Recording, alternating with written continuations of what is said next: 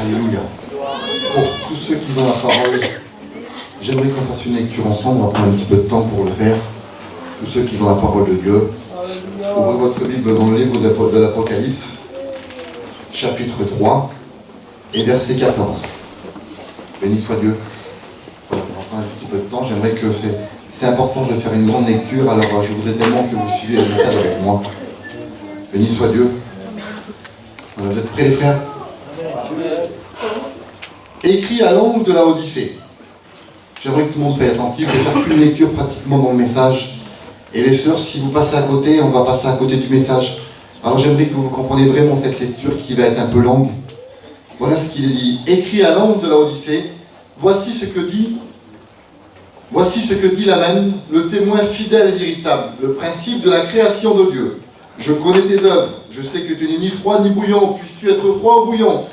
Ainsi, parce que tu es tiède, que tu n'es ni froid ni bouillant, je te vomirai de ma bouche. Parce que tu dis, je suis riche, je me suis enrichi, je n'ai besoin de rien. Parce que tu ne sais pas et dis que tu es malheureux, misérable, pauvre et nu. Je te conseille d'acheter de moi de l'or éprouvé par le feu, afin que tu deviennes riche, et des vêtements blancs, afin que tu sois vêtu, et que la honte de ta nudité ne paraisse pas, et un collier pour oint de tes yeux, afin que tu vois. Je reprends, il dit, je châtie ce que j'aime. Aie donc du zèle et repens-toi. La lecture, elle continue. Voici, je me tiens à la porte et je frappe. Si quelqu'un entend ma voix, ouvre la porte, j'entrerai chez lui, je souperai avec lui et lui avec moi. Amen. Béni soit Dieu. Amen. Alors écoutez, c'est la dernière église de l'Apocalypse, c'est l'église de la Odyssée. Puis la lecture, elle commence comme ça. Il dit, voici ce que dit l'Amen, le témoin fidèle et véritable. J'aimerais vous dire que dans nos réunions, c'est Jésus qui parle. Il est l'Amen. L'Épître aux Corinthiens, lorsque nous disons Amen, nous glorifions la gloire de Dieu. Voici ce que dit l'Amen. Voici ce que dit le fidèle.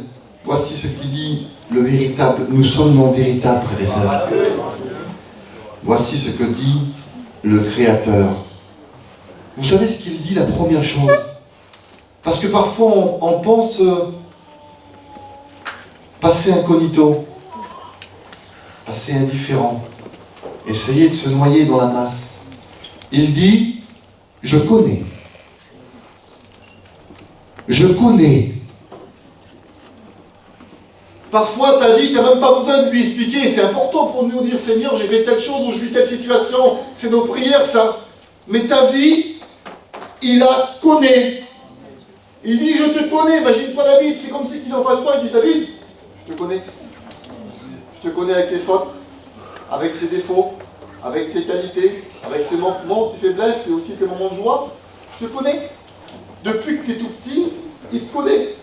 Puis je cite David parce qu'il est là, mais écoutez, je pourrais citer chaque nom là. Il vous connaît. Amen. Réalisez dans le culte, écoute-moi bien, le message va continuer, Dieu va te parler parce qu'il te connaît. Il te connaît. Mon fils, il a chanté tout de suite là. Par rapport au son de sa voix. Au son de sa voix. J'ai un tout petit bébé, dans la manière où il demande les choses, on sait ce qu'il veut. Imagine-toi Dieu. Il dit, je connais tes œuvres. Puis là, il continue. Il dit, je sais que tu n'es ni froid ni bouillant, parce que tu es tiède. Alors, il y a 3 catégories de personnes tout de suite là qui est présentée devant nous. Il y a celui qui est froid, celui qui est tiède, et celui qui est bouillant. Alors il y a des catégories, je disais hier à une sœur qu'on ne s'attribue pas toujours. Vous comprenez que moi je vais être bouillant. Béni soit Dieu. Amen. Je ne veux pas être froid. J'ai été froid autrefois, il y a longtemps. On était froid. Puis, on ne peut pas être tiède non plus, parce que c'est compliqué pour moi d'être tiède. On veut être bouillant. Vous savez ce que c'est que le froid? C'est l'homme en condition naturelle. C'est l'inconverti qui est étranger à la vie de l'esprit. C'est celui qui est froid. C'est celui qui n'a pas encore rencontré Jésus, qui n'est pas passé par la nouvelle naissance. Je dis ça ce matin. S'il y a une personne aujourd'hui qui se dit être finalement pas chrétien, qu'il est loin, j'aimerais te demander quelque chose. Ce matin, tu vas écouter des choses peut-être que tu n'as jamais écoutées, ou que tu n'as jamais vécues. Approche-toi du feu, parce qu'il est celui qui réchauffe. Il est celui qui a transformé nos vies. Il y a des personnes qui peuvent se lever à leur place et en disant « Autrefois, moi, j'étais quelqu'un de glacé. Aujourd'hui, mon cœur a été réchauffé par la présence de Dieu et je suis bouleversé. » Être bouillant. Être bouillant. Qu'est-ce que c'est être bouillant, les frères? Être bouillant, c'est celui qui s'approche du feu.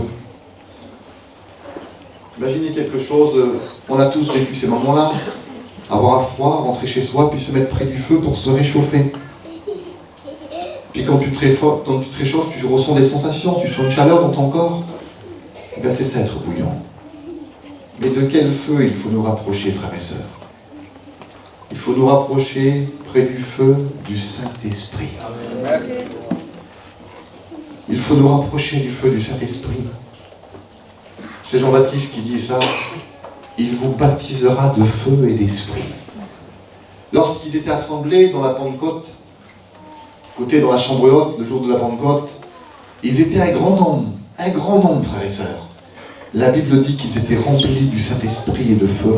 Ils parlaient comme des langues de feu, remplis du feu et de l'Esprit. Alors les frères, ce matin, on a eu des messages dernièrement, là, vendredi, on a eu le message qu'il faut être un homme d'onction. Et je me disais dans mon cœur, Seigneur, écoute, tu décides pas comme ça, tu dis pas, Seigneur, allez, je veux être un homme d'onction, donne-moi de l'onction. Écoutez, ça paraît un peu plat, un peu froid. Je disais dans mon cœur, je dis, Seigneur, il faut quand même un certain degré pour être un homme d'onction. Être un homme de la parole, un homme d'onction. On devient une femme d'onction et un homme d'onction lorsqu'on est en contact avec le feu. Mais tous les jours, en contact avec le feu. Un jeune étudiant n'était pas encore baptisé du Saint-Esprit. Il va vers son oncle qui était vraiment un ancien. Il va vers Georges. Et puis, il va vers son oncle qui dit « Mon oncle, je ne comprends pas. J'arrive pas à être baptisé du Saint-Esprit. » Puis il regarde, il était en train de brancher une prise de courant. Et il dit pas un mot. « J'aimerais que tu me répondes, mon oncle. Voilà, je voudrais être baptisé du Saint-Esprit. » Lui, il voulait rentrer dans le public, être baptisé du Saint-Esprit. Il regarde avec ses yeux, il laisse sa tête. Il dit « Mon neveu. » Il dit « Combien de temps tu pries par jour ?» Il regarde, il dit « Ben, 1 heure. » Et il dit « Puis tu veux être baptisé du Saint-Esprit ?» Il arrête là, Dieu. Et puis il continue à marcher sa piste. Ils étaient 2 jeunes étudiants. L'autre il part. Et il dit « Tu pries 1 heure par jour, toi ?» Ben il dit « Non, mon cousin. Mais je disais moi, il dit « Je vous ai tué. » Vous comprenez ce que je veux dire? On veut vivre des expériences. On veut être baptisé du Saint-Esprit. On veut être chrétien. On veut voir des choses extraordinaires. On donne des conditions à Dieu. Mais on est loin du feu. Tellement loin du feu. Tellement loin du feu. C'est pas d'une flamme que Dieu parle. Écoutez, c'est pas d'une allumette. C'est du feu de l'Esprit. Être embrasé du feu de l'Esprit. La parole, elle dit ces mots. Mes serviteurs sont des flammes de feu. Et j'aimerais vous dire aussi, mes servantes sont des flammes de feu. Imaginez-vous que les gens qui sont froids en dehors des inconvertis, ils rentrent chez toi, ils sentent une chaleur qu'ils n'ont jamais sentie autre part. C'est le feu de l'Esprit. Un jour, un frère, il disait, j'ai rentré dans un camping, je connaissais pas l'évangile, j'ai rentré dans le camping. Il y a une femme qui a fait une goutte de café, ça rigolait, ça parlait de tout et de rien. Et je me sentais bien, j'avais jamais ressenti cette présence. Mais c'était le feu de l'Esprit. Il faut le vivre, les frères. On a besoin du Saint-Esprit. Amen. L'Épître aux Thessaloniciens dit ces mots: n'éteignez pas l'esprit. Il y a une sœur, un frère parmi nous, votre foi était remplie de l'esprit. Et vous savez ce que l'ennemi fait? L'ennemi, il vient éteindre le feu. Pour éteindre le feu, on met des couvertures. À l'intérieur, c'est toujours chaud, ça fait de la fumée, mais il n'y a plus de flamme. Avec des mots très simples. Tu sais ce que l'ennemi a fait sur toi? Il met des couvertures. Tu crois toujours ressentir cette chaleur. Écoute, mais la flamme, elle brille. Elle ne fait pas de la fumée. Parce qu'il dit, vous êtes la lumière du monde. Nous sommes là pour éclairer. On ne met pas une lampe en dessous la table, on la met sur la table. Tu es là pour éclairer, ma soeur. Tu es là pour éclairer, mon frère. Il faut ce matin, écoute, le message va changer à mesure. Hein. Il faut ce matin que tu sois rempli de feu, du feu. Retiens ces paroles. Il faut ce matin que tu sois rempli du feu. Je comprends quelque chose. Quelqu'un qui est tiède, quelqu'un qui est froid, il ne comprend pas les messages. Les frères, il ne les comprend pas, les messages. Il ne les attribue pas, il les souvent, on les attribue à l'autre. Tu as remarqué des fois sur ta chaise, et le messager, il prêche là, et toi tu te dis, bah tiens, oh, c'est pour lui, c'est pour lui. Il semblerait que c'est toi qui distribue les mots, mais toi, alors tu ne reçois jamais rien. Il est temps ce matin de t'approcher du feu, parce que le feu, il purifie, il montre l'état, il enlève les impuretés lorsqu'il fallait passer quelque chose au feu pour qu'il soit pur. J'aimerais vous dire que le feu du Saint-Esprit nous purifie. Amen. On a besoin du Saint-Esprit dans nos églises. Amen. C'est pas grave s'il y a une personne ou deux qui parlent en langue. Je ne parle pas de prophétie. Hein. Mais c'est pas grave si on a 10, 15, écoutez, on a besoin du Saint-Esprit dans nos réunions. Et écoutez, on a fait plusieurs églises. Je ne parle pas de une église, vous comprenez bien ce que je veux dire. Mais j'ai eu mal au cœur, j'étais dans une réunion, c'était cet hiver-là. J'étais dans une église que j'avais l'habitude autrefois, quand j'étais jeune étudiant, que j'avais visité. C'était une église, écoutez, qu'il y avait 500 membres. Elle était pleine à craquer, les frères. Je vous dis ça, c'est une réalité que j'ai vécue cet hiver-là. Elle était pleine à craquer. Et donc, cette église, il y avait le feu de Dieu, il y avait des baptêmes, des conversions, des baptêmes de cet esprit, des délivrances, des possédés, des doménacs qui rentraient dans l'église, ils étaient délivrés. Il y avait des sédentaires, des Espagnols, des Montrouges, des Cities, toutes les ethnies mélangées dans cette église-là. Elle avait le feu. Amen. Puis je suis revenu cet hiver-là. J'ai rentré dans l'église, je ne l'ai pas reconnu. Il manquait quelques responsables. Des frères étaient orientés ailleurs. Et puis il n'y avait plus 500 personnes. Il y avait 70 personnes à la réunion. Et je vous le dis, c'est vrai. Il n'y avait plus le feu de l'esprit. On a besoin du Saint-Esprit, les frères, dans nos réunions. Amen. Le Saint-Esprit, je ne fais pas un cours sur le Saint-Esprit, mais j'aimerais vous le rappeler ce matin. Vous allez me donner un petit peu de temps? Amen. Écoutez, il est 10h moins 10, on va rester à l'ancienne heure, ça ne vous dérange pas? Ils ne sont pas trop d'accord. On va dire qu'il est 10h moins 10, il est 11h moins 10 à l'heure actuelle, mais bon, on vient de commencer, donc vous nous donnez un petit peu de temps? Amen. Le Saint-Esprit, il enseigne. Béni soit Dieu. Amen. Il rappelle. Il témoigne. Il convainc. Il conduit les frères. Il parle. Il entend. Il annonce. Il ordonne. Il envoie. Il pense. Je vous répète. Il empêche. Il avertit. Il avertit. Les anciens, je vous pose une question. Combien de fois, les frères, que vous avez été avertis? Vous ressentez dans votre cœur qu'il ne faut pas faire telle chose, et que le Saint-Esprit vous rappelle, et puis tous les chrétiens, là, combien de fois qu'on a été avertis? Le Saint-Esprit l'avertit. Le Saint-Esprit, il sonde, il connaît, il distribue. Le Saint-Esprit le veut. Que Dieu soit béni. On a besoin du Saint-Esprit dans nos réunions. Et je répète pour aujourd'hui, pour demain, pour toute l'année, pour tout, jusqu'à ce que le Seigneur revienne, on a besoin du Saint-Esprit dans nos réunions. Sans le Saint-Esprit dans nos réunions, écoutez, ça serait fade. Je vous dis quelque chose, les frères.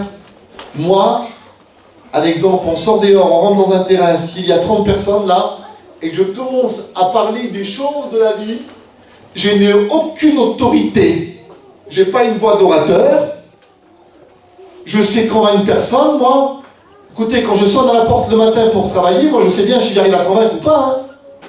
J'aimerais vous dire que si un homme n'est pas saisi pour prêcher la parole de Dieu par le Saint-Esprit, ça ne servirait à rien, ça serait que des paroles de politiciens dans le vent. Mais j'aimerais vous dire que la Bible dit que c'est poussé par le Saint-Esprit que des hommes ont parlé de la part de Dieu. Parler de la part de Dieu. Il faut que tu sois rempli d'esprit, ma soeur. Tu as des épreuves devant toi. Tu as ton mari qui n'est pas converti. C'est difficile pour toi. Tu passes par des épreuves. Il faut que tu alimentes le feu. Si le feu s'éteint, tu n'auras plus de force. Ça va être les tiennes. Et tes forces à toi ne valent rien. Tu vas vite sombrer. Mais les forces que le feu donne, tu peux tout bouleverser. Tu peux embraser ton foyer. Tes enfants peuvent être des lumières. Ton mari peut être une lumière. Les gens qui t'entourent peuvent être des lumières. Si tu alimentes le feu, même si l'ennemi vient mettre un peu d'eau sur le feu parfois, il ne l'éteint pas. Alimente le feu. Que Jésus soit béni. Merci Seigneur. Alors on a vu le froid. On a vu le bouillant. Écoutez, parce que tu n'es ni froid ni bouillant, parce que tu es tiède. Il parle à l'église de Laodicée. Il parle à une église. Il ne parle pas à une personne individuelle, il parle à une église. Il dit parce que tu es tiède. Qu'est-ce que le tiède? Alors on pourrait dire beaucoup de choses sur la théologie, sur l'histoire de Laodicée. Laodicée, c'est une ville quand même. Alors on pourrait dire beaucoup de choses. Et puis j'ai dit Seigneur, alors j'ai médité toute cette semaine où elle était située, ou comment elle se passait, pourquoi elle était tiède. J'ai dit Seigneur, je ne vais pas broder. Je voudrais aller à l'essentiel. Qu'est-ce que c'est d'être tiède? Être tiède, c'est être mélangé. C'est être mélangé. Vous savez, c'est un peu le robinet qu'on le met au milieu là. C'est trop chaud par là, c'est trop froid ce côté-là, on le met au milieu. Et c'est une température qui convient.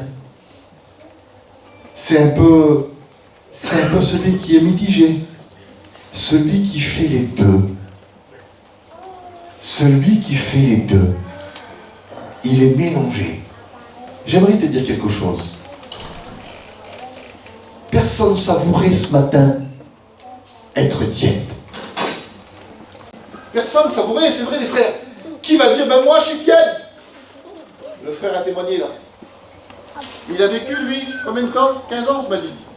Hein? 15 ans? Écoutez, on est dans la liberté ce matin. Alors je vais te poser quelques questions, ça ne te dérange pas? Tu as dit l'autre jour mon témoignage, 15 ans, que tu étais tiède. Tu vivais une vie chrétienne un petit peu à ta façon à toi, tu l'as dit. C'est ton témoignage. Mais à un moment donné, tu étais dans une réunion. Et qu'est-ce qui s'est passé? Tu as ressenti la présence de Dieu comme tu n'avais jamais ressenti. Tu es rentré en toi-même. Et tu as dit Seigneur, dans une façon de parler à moi, peut-être pas ta prière à toi. Tu as dit Seigneur, je ne veux plus être tiède comme il y a 15 ans que je suis une vie chrétienne à ma façon à moi. Il y a 15 ans que je suis tiède, Seigneur. Je veux ressentir le feu. Amen. Puis tu as été bouleversé. Aujourd'hui, tu es avec nous dans le troisième rang là. Je t'avais jamais vu, mon homme. L'autre jour, tu t'es mis au premier rang. Et tout le temps avant, tu ouvrais la porte, tu te mettais à la première chaise là-bas. C'est pas vrai? Parce que tu n'avais pas changé. Aujourd'hui, tu as changé. Tu as changé aujourd'hui. Tu es un vrai chrétien. Mais autrefois, est-ce que tu aurais dit ça? C'est bon, écoute-moi bien. Ton par exemple, c'est une nouvelle naissance. Est-ce que tu aurais dit voilà, je suis tiède. Il y en a qui témoignent, qui disent priez pour moi. J'ai dit en ce moment. Je suis pas grand-chose, j'arrive pas trop. Je suis tiède. Est-ce qu'on écoute ces témoignages? J'ai pas bien compris. Quand il y a quelqu'un qui fait des fautes, on dit sur lui, il n'a pas bien compris. Moi, ça me dépasse, ça. Écoutez les frères, écoutez les sœurs, ça me dépasse. Il n'a pas bien compris parce qu'il ne veut pas. C'est pourquoi? Parce que l'eau tiède, elle convient. Elle convient. Alors, ne rigolez pas, mais je prends un exemple qui est vrai. D'un seul coup, tu vas prendre un bain de pied. Tu mets de l'eau glacée. Tu mets tes pieds à l'intérieur. C'est frileux. Ça ne te convient pas. Et d'un seul coup, tu mets de l'eau bouillante. Ah, tu rentres même pas le pied à l'intérieur. C'est vrai, Freddy? Et tu mets l'eau tiède. Ah, on est bien là. On est bien. Ouais. Parce que tu te sens bien dans ta position. L'eau tiède, c'est bien. C'est pas trop bouillon, pas trop froid, c'est au mieux. Mais l'eau tiède, mes frères, il vomira de sa bouche. Je dis comme c'est écrit, il y en a qui n'osent pas dire le mot vomir, moi je sais le dire en français. C'est tout. C'est rejeter. Rejeter. Il rentre pas le tiède. Il reste dehors. C'est le tiède, les frères. Et personne ne sait le tiède.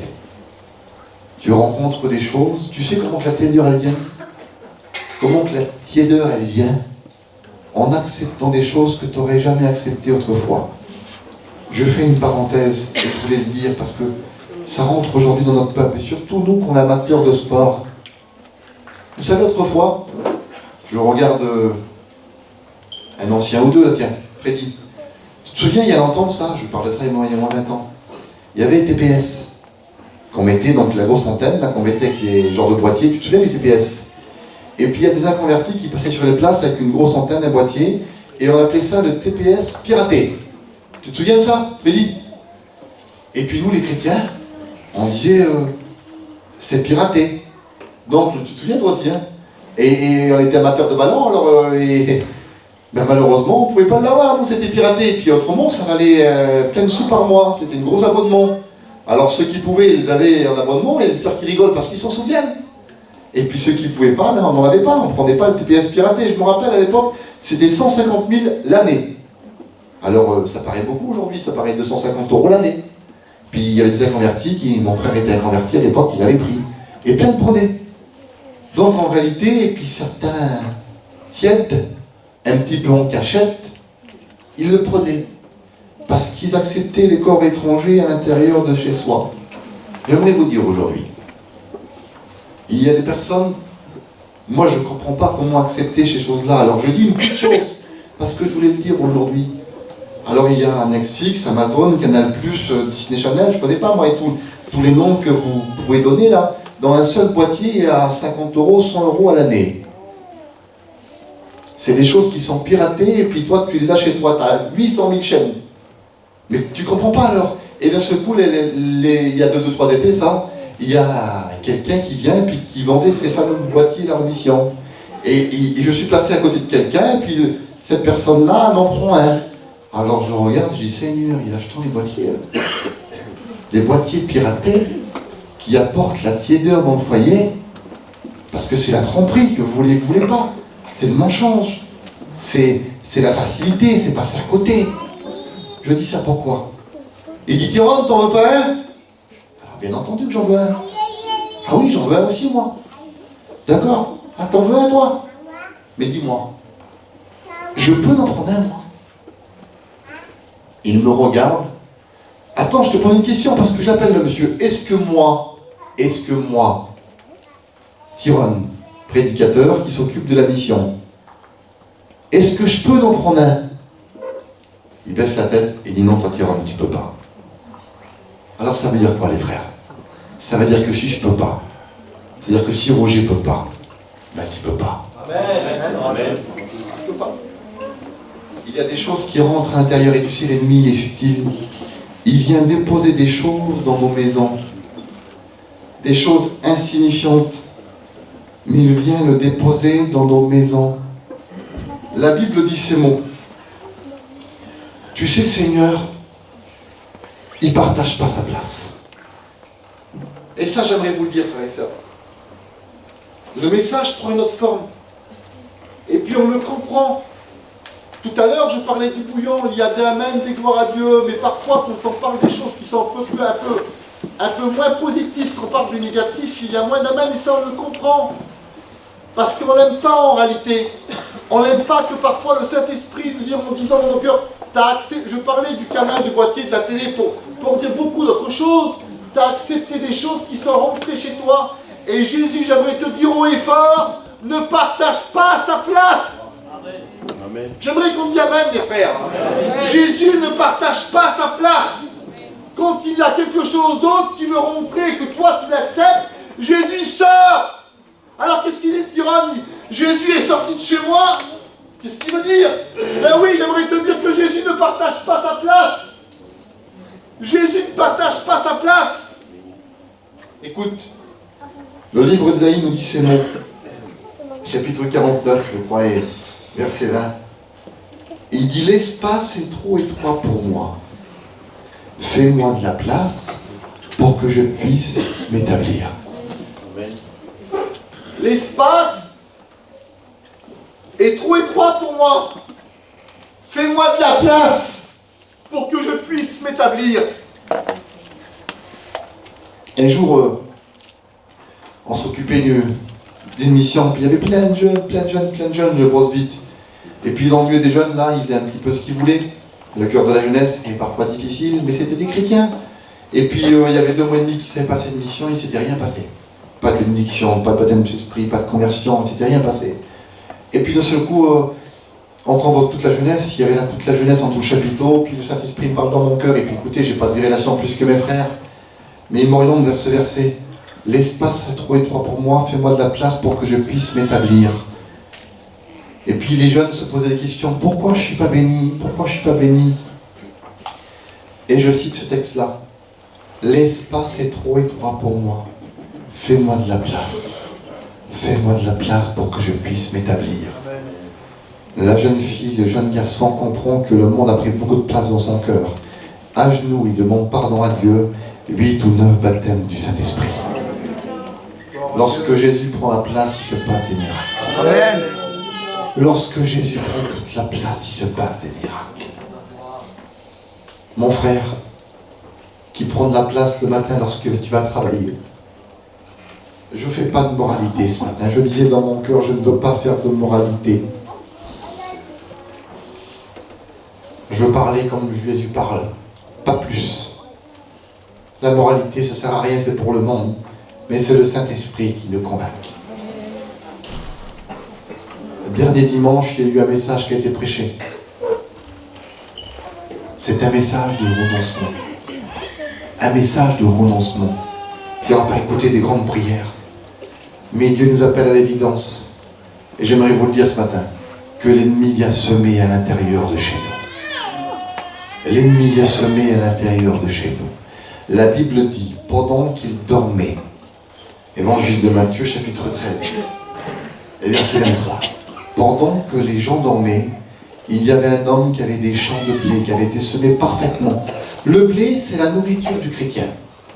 Le blé, ça symbolise la bénédiction. Ça symbolise la croissance. Ça symbolise le fruit. Ça symbolise la solidité. Ça symbolise l'abondance. C'est le blé, c'est la nourriture du chrétien, Eric. Et on le voit dans tout l'Ancien Testament. Et lui, il avait semé des grands champs de blé. C'était la nourriture du chrétien, c'était son travail. Et il y avait ici toute une équipe avec lui qui semait et qui faisait tout pour avoir de la bonne nourriture.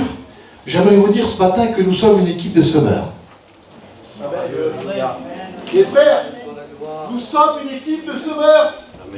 Il y a ici tous les diacres, il y a ici les prédicateurs, il y a les servantes de Jésus là. Nous sommes une équipe de semeurs. Mais quelle équipe que nous avons?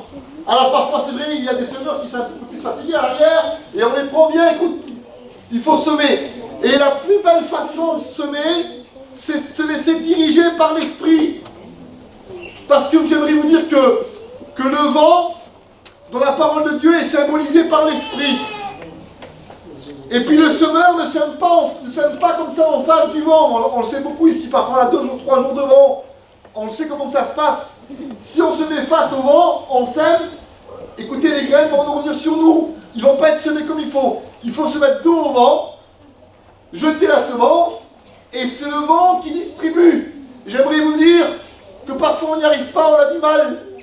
Mettons nos dos au vent et faisons ce qu'il y a à faire. Et c'est le Saint-Esprit qui distribue la semence. On veut essayer de convertir les gens nous-mêmes, faire des stratégies, on n'arrivera pas, les frères, à faire des stratégies. Jetons la semence et le Saint-Esprit distribue. Le Saint-Esprit distribue. Que Dieu soit béni. C'était des bons semeurs. Ils semaient comme il faut. Mais la Bible dit que si, écoutez, que si nous semons, l'ennemi aussi, les frères, il sème. Il sème. Pendant qu'il dormait, l'ennemi sème de l'ivraie. C'est quelque chose, l'ivraie, qui ressemble au blé. Je l'ai fait cet été, j'ai pris un épi de blé, un épi d'ivraie. Je les ai mis côte à côte, je les ai posés sur ma table. Et puis, beaucoup ne savaient pas ce que c'était. Quand ils sont jeunes, c'est identique. Nous, dans nos régions, dans le Midi, il y en a plein sur le bord des routes. Puis vous le voyez au quotidien, les frères. L'épi d'ivraie. Et puis écoute, quand on les met côte à côte comme ça, c'est les mêmes. Vous savez ce qui les fait changer? C'est la chaleur. C'est le feu.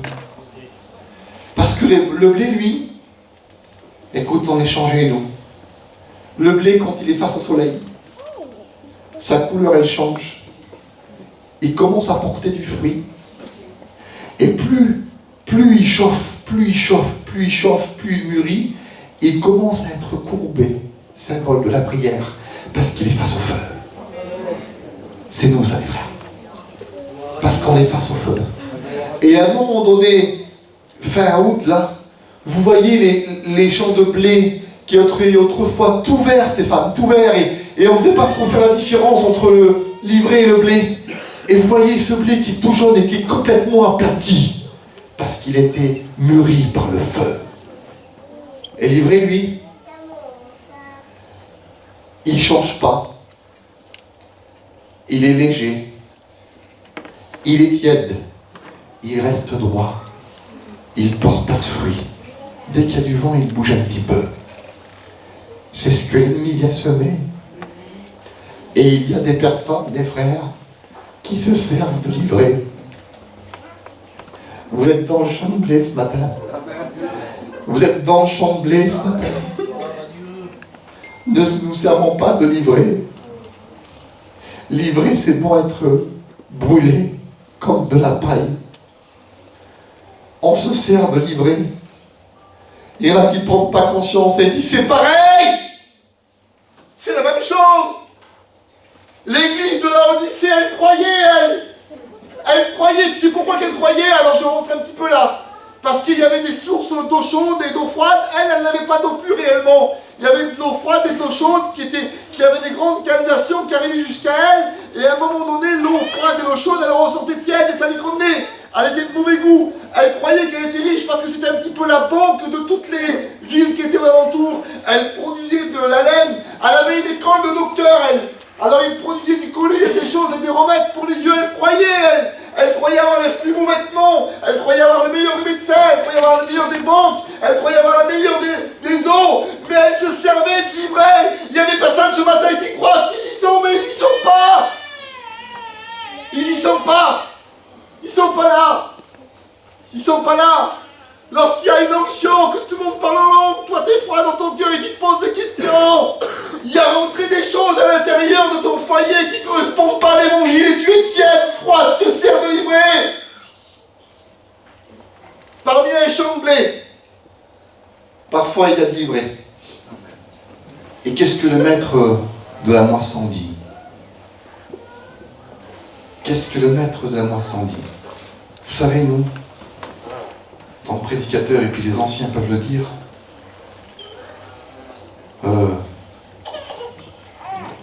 on fait mal les choses.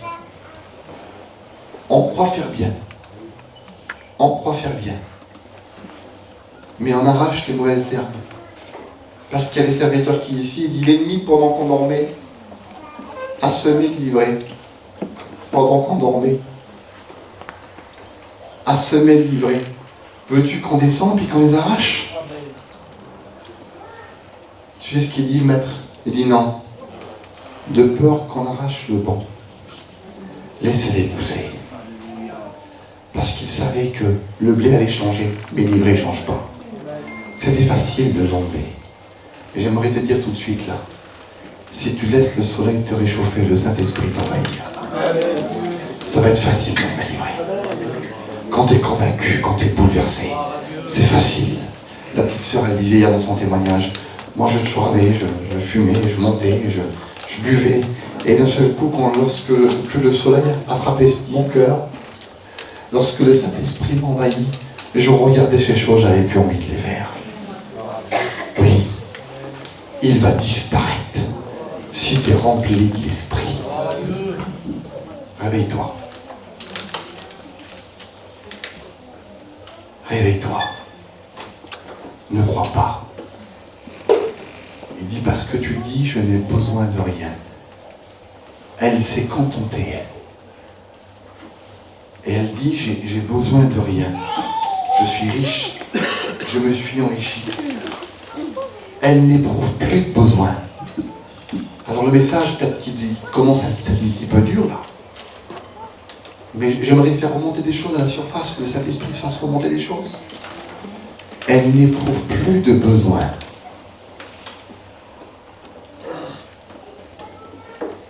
Remets-toi en question. Je vais répéter ce mot. Si je parle à l'Église, elle n'éprouve plus de besoin. Est-ce que tu éprouves encore des besoins ou tu dis c'est bon? C'est bon. Parce que tu crois avoir. Elle dit, l'Église, elle dit, parce que tu dis, c'est Dieu qui parle et rien. Parce que tu dis, je suis riche, je me suis enrichi, j'ai besoin de rien. Mais ne sais-tu pas? C'est comme il dirait, stop, arrête. Ne sais-tu pas que tu es malheureux? Tu es heureuse, heureux? Tu es misérable? Que tu es pauvre, aveugle et nu? Alors là, j'ai été touché quand même dans mon cœur parce que là, il frappe. Écoute, c'est pas rien ce qu'il dit. Il parle à une église, les frères. Il dit que tu es misérable. Tu es malheureux, pauvre. Pas de richesse spirituelle, pas de fruits spirituels. Misérable, pauvre, Aveugle et nu. Alors il dit, je te conseille. Et là, c'est un conseil divin. Voulez-vous qu'on continue dans le message? Béni soit Dieu. Il dit, je te conseille d'acheter de moi. Ça vient nulle part d'autre, les frères. On ne le fabrique pas. On ne peut pas faire semblant. Il dit, je te conseille de moi d'acheter de l'or éprouvé par le feu. Qu'est-ce que ça veut dire, Tyrone? L'or éprouvé par le feu. L'or, lorsqu'on l'apprend, écoutez, il y a de l'impureté à l'intérieur. Elle n'a pas sa valeur au maximum. J'aimerais vous dire que Dieu, il a sa valeur au maximum. Éprouvé par le feu, l'or, il faut qu'elle soit passée au feu pour qu'elle aille sa valeur au maximum. Je te conseille d'acheter de moi de l'or éprouvé par le feu. C'est purificateur, écoutez. C'est la pureté, c'est la richesse, c'est la puissance. Voilà ce que Dieu te demande. Il ne dit pas du plaqué or, pas du sang blanc, les frères. Pas de l'impureté à l'intérieur, mais quelque chose de puissant, quelque chose de pur. Voilà ce qu'il faut que tu as. Et il continue. Il dit, et des vêtements blancs. Écoute-moi bien. Et des vêtements blancs, afin que tu sois vêtu. Et que la honte de ta nudité ne paraisse pas. Alors écoutez, il y a des mots forts là, que je vois que ça commence à bouger un petit peu, parce que ça ne parle pas à tout le monde.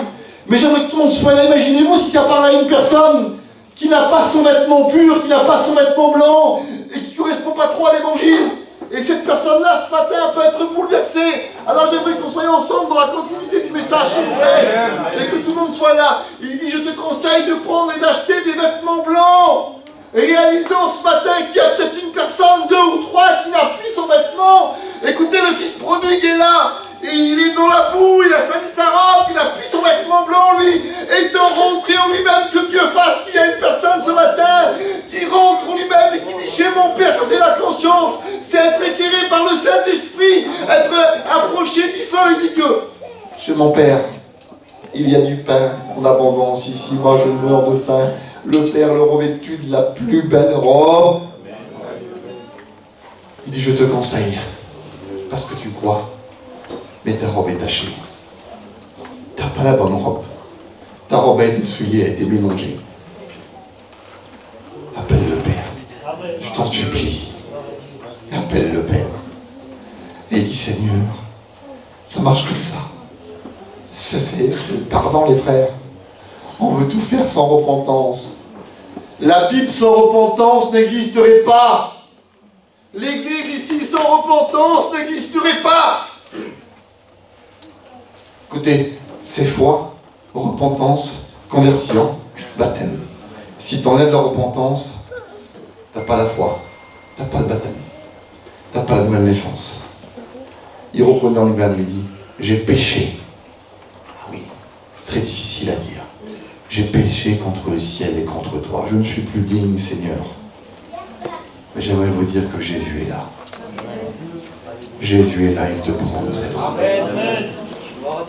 Il te prend dans ses bras. Ça continue un petit peu. Vous me laissez encore quelques minutes. On dirait que l'horloge s'est arrêtée là. Il me semblerait que j'ai le temps maintenant. Béni soit Dieu, vous êtes toujours là? Tané était là? Béni soit Dieu.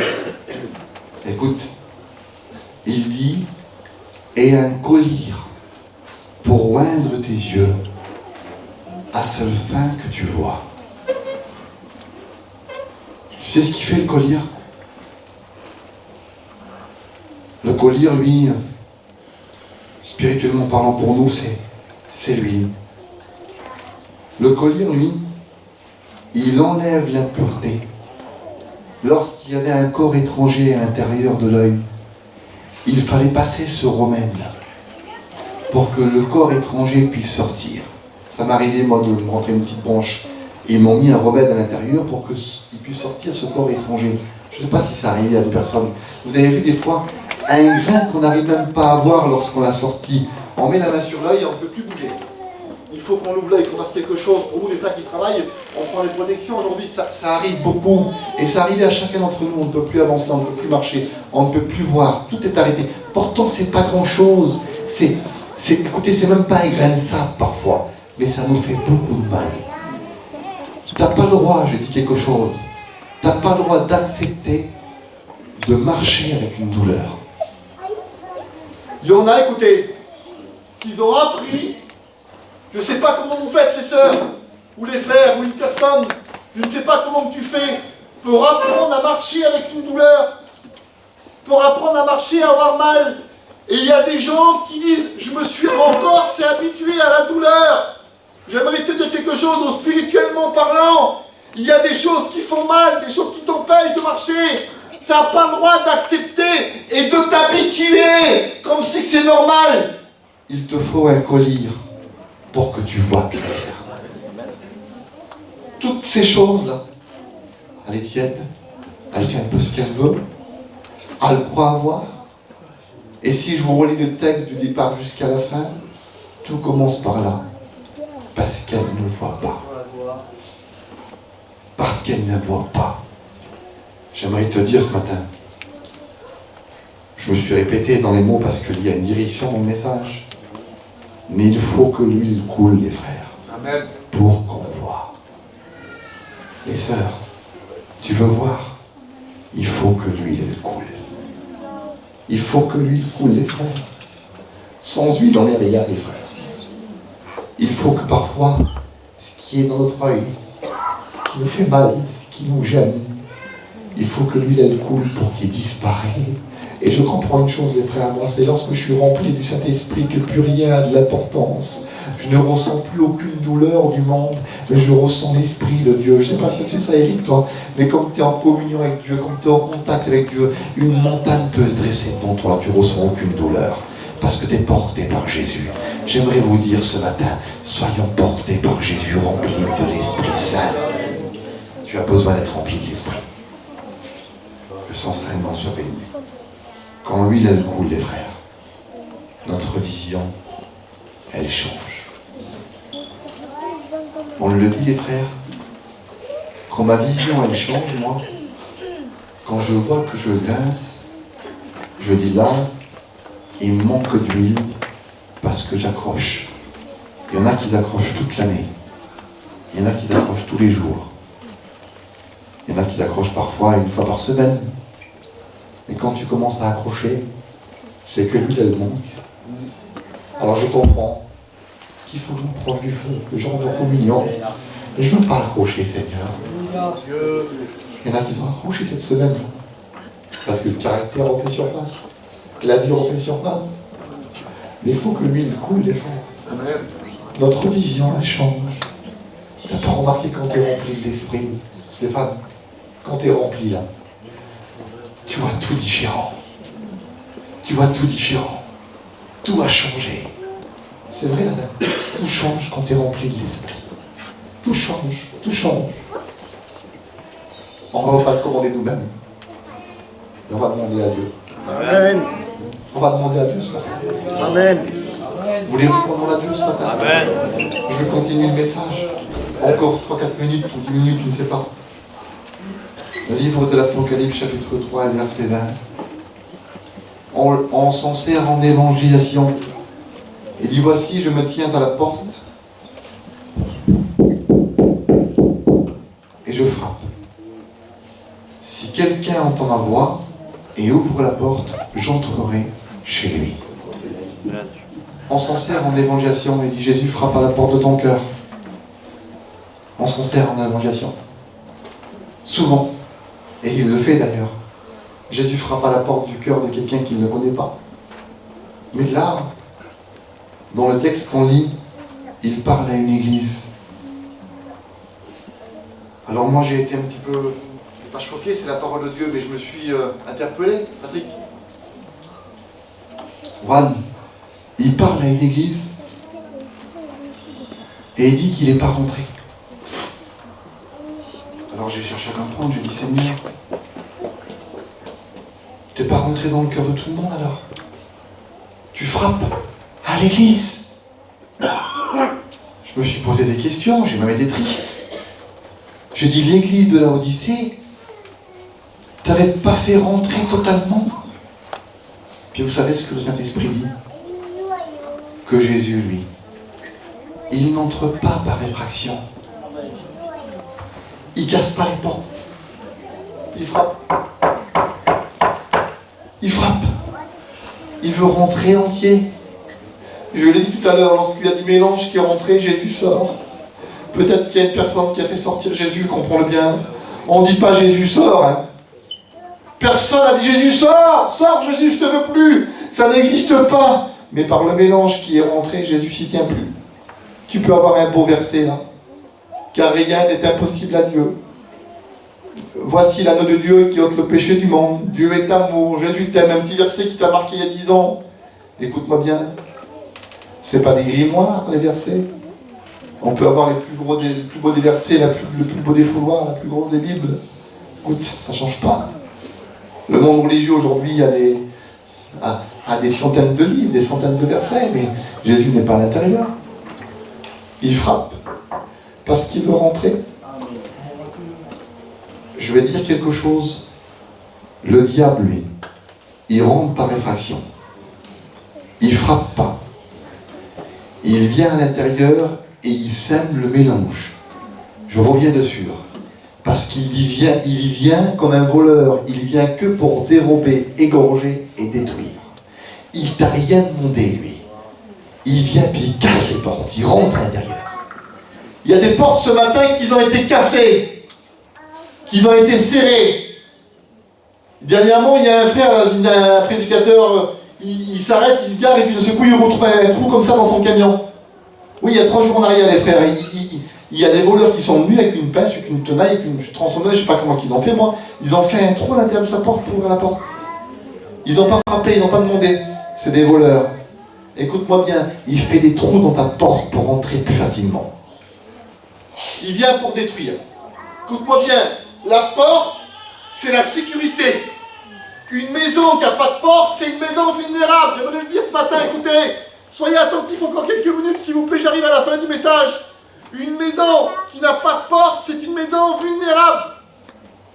Tout le monde entre et sort comme il veut. Il y a des portes qui ont été fracturées, qui ont été cassées, qui ont souffert. Parce que l'ennemi rentre à l'intérieur et il a tout détruit. Il rentre facilement. Il y a des personnes qui ont fui devant l'ours, devant le lion, devant le dragon, devant toutes les créatures. Et qu'à l'intérieur, il y a le serpent qui est rentré, puis il était mort, mais pas le serpent. Et il est mort. Parce que l'ennemi se faufile. Il ne demande rien. Les frères, j'aimerais vous dire quelque chose. Les frères, veillons sur nos portes. Les frères, veillons sur nos portes. Parce que les sœurs, écoutez-moi bien, à l'intérieur de chez nous, il y a nos familles, nos enfants, ceux qu'on protège, ceux qu'on aime. Écoutez, il a chanté, mon fils, là. Je me dresse devant l'ennemi. Et je dis ces mots. Jésus est ma porte. Tu ne peux pas rentrer. Veillons sur nos portes. La Bible dit qu'il y a une servante Qui avait besoin d'huile, qui avait besoin d'une multiplication, que l'ennemi, le créancier voulait prendre ses enfants. Vous savez ce que l'homme de Dieu dit? Demande des récipients à tes voisins, rentre chez toi, t'as qu'une fiole d'huile, t'as pas grand chose, tu te sens faible, tu te sens petite, mais t'as de l'huile chez toi, t'as du collier, t'as de la puissance, t'as du feu. Il n'y a peut-être pas grand chose, mais ça y est. Rentre chez toi, appelle tes 2 garçons, qui symbolisent la sécurité. Écoute, rentre chez toi, ferme la porte. Vous savez ce qu'ils ont vu, les enfants? C'est dans le livre des Rois, chapitre 1er, verset 4, je crois, puis chapitre 4. Vous savez ce qu'ils ont vu? Ils ont vu l'huile se multiplier. Ils ont vu le miracle. J'aimerais vous dire, faisons rentrer nos enfants à l'intérieur de chez nous pour qu'ils voient le miracle. Laisse-les pas à l'extérieur. Laisse-les. Ils sont chez toi. Peu importe l'âge, ils sont chez toi. Mickey, il faut tout faire pour sauver ton fils. Mais il faut qu'il voie l'huile. C'est pas que les stratégies, Mickey, j'aimerais te le dire. C'est pas qu'une façon de faire. Il faut que ton fils voie l'huile couler pour qu'il soit échangé. C'est en fermant la porte. Écoutez, il dit je suis la porte, celui qui entre par moi aura la vie. Il faut que Jésus rentre à l'intérieur. Le livre des Exodes, chapitre 12, c'est la Pâque. Il y a une décision cruciale qui va être prise par tout le peuple. Il faut que l'agneau rentre à l'intérieur des maisons. Il ne pouvait pas le manger à l'extérieur. Il ne pouvait pas faire cuire à l'extérieur. Eric, c'est ça? Il fallait qu'il soit à l'intérieur et le manger entier. Il fallait que le sang soit sur les portes. Alléluia. Il fallait qu'il soit rentré à l'intérieur. J'aimerais vous dire, les frères, faisons rentrer l'agneau à l'intérieur. Il faut que Jésus soit au centre. Il faut que Jésus soit au milieu. Il faut que lui, là, coule. Quand tu pries, rentre chez toi et ferme la porte. Là, tu es en sécurité. Ferme la porte. Aujourd'hui, c'est la Pâque, c'est la mort et la résurrection, que l'agneau rentre à l'intérieur, que le levain disparaît, que le froid disparaît, que le ciel disparaît, mais que le bouillon reste. Nous offrons, prie le Seigneur. Commence à prier Dieu. Les frères, vous voulez voir vos compagnes se convertir? Que l'agneau rentre entier. Que Dieu soit béni. Faisons tout, les frères, pour protéger nos maisons. Soyons des hommes d'ambition, des hommes de la parole, des hommes bénis, les frères. À toi soit toute la gloire, Seigneur. À toi soit toute la gloire, Seigneur.